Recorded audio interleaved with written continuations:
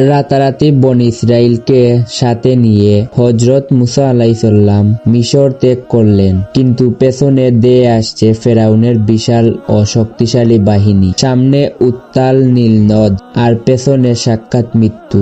বনী ইসরাইলের ভয়ে চিৎকার করে উঠল, হে মুসা, আমরা তো ধরা পড়ে গেলাম। মরুভূমির ওপর দিয়ে মানুষের কাফেলা ছুটছে, পেছনে ধুলো উড়িয়ে ফেরাউনের রথ ও সেনাবাহিনী আসছে। এই চরম সংকটে আল্লাহ পক্ষ থেকে ওহী এলো, মুসা, তোমার হাতের লাঠি দিয়ে সমুদ্রের পানিতে আঘাত করো। মুসা আলাইহিসসালাম লাঠি দিয়ে পানিতে আঘাত করতেই এক অবিশ্বাস্য কাণ্ড ঘটল।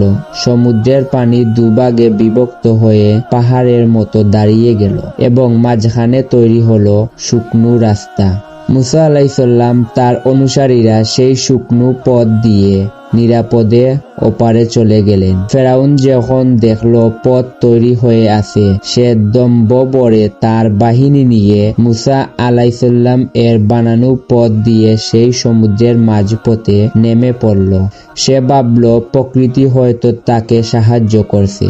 ফেরাউন যখন মাঝ সমুদ্রে পৌঁছালো, আল্লাহর নির্দেশে দুই পাশের বিশাল জলরাশি প্রচন্ড বেগে আছড়ে পড়ল। মুহূর্তের মধ্যে ফেরাউন ও তার গর্বিত সেনাবাহিনী সাগরে অতল গহ্বরে তলিয়ে গেল। মৃত্যুর আগে ফেরাউন চিৎকার করে ঈমান আনতে চাইল, কিন্তু ততক্ষণে অনেক দেরি হয়ে গেছে।